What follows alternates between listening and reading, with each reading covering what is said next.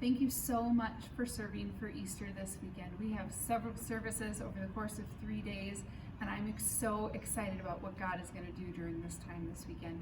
When you come this weekend to serve, please make sure that you arrive in time to get your name tag, your lanyard, and check in room 206 before our huddle. All of the huddles will start 30 minutes before the service time, so make sure you arrive with enough time to take care of those things before our huddles.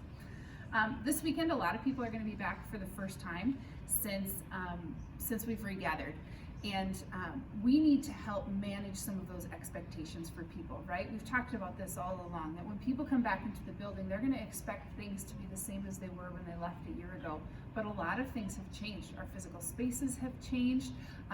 Some of the ways that we do things procedurally have changed, and so as people come into the space and maybe are met with some of those expectations in a way different than they expected, let's help walk them through that. If they're sad, let's meet them in their sadness. If they're happy, let's meet them in their happiness. But just be prepared as a Connections team to do that. And just as a reminder, if anybody asks, that we are in compliance with all of the MDH and CDC rules. And so if anyone has questions about any of those things or are uncomfortable with how we're doing things, you can send them to myself or any other staff member. We'd be happy to have those conversations. And again, that we will be asking people to wear masks, but that you as the Connections team are not responsible for enforcing that. So if someone takes their mask off, or if someone has a question about things, again, find someone that's on our staff and we'll answer those questions for those people or deal with those things.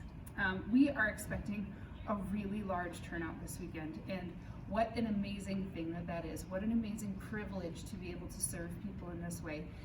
And just as a reminder that some of the people that are coming through our doors, this is the first time they've been to church, maybe in a year, but maybe in much longer than that. And we want to make sure that we're greeting everyone that walks through these doors like we are really glad that they're here.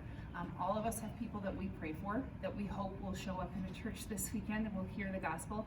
And so let's welcome everyone who walks through the doors like we hope the people we're praying for are welcomed wherever they attend church this weekend. This weekend at our Next Step station, we have two main things that are being tended to here. The first is our new guests, like normal. So if you're here as a volunteer talking with new guests, you want to make sure that you let them do most of the talking. Let them tell you about how they ended up at Wooddale this weekend. Let them tell you about a little bit about their story. Let them tell you a little bit about how they hope to get connected.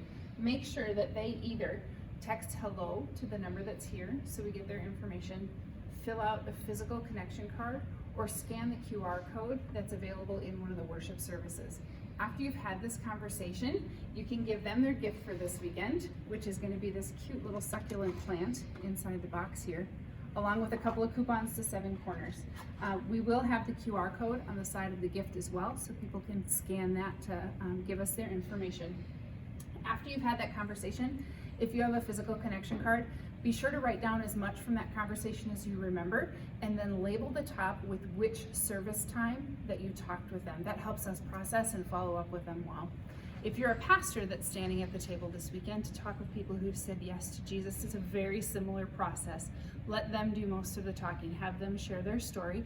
But again, it'll be important to collect their information. There will be connection cards here, and you're welcome to use those. Have them give us a little bit of their information. Again, on the back, you can fill in whatever you remember. We have our faith starter kits. Please give them a faith starter kit. Inside is a Bible and a Bible reading plan that they can take with them. And then if it's appropriate and seems like the right thing to do, offer to pray with them and just be encouraged and excited with them about this new step in their faith journey.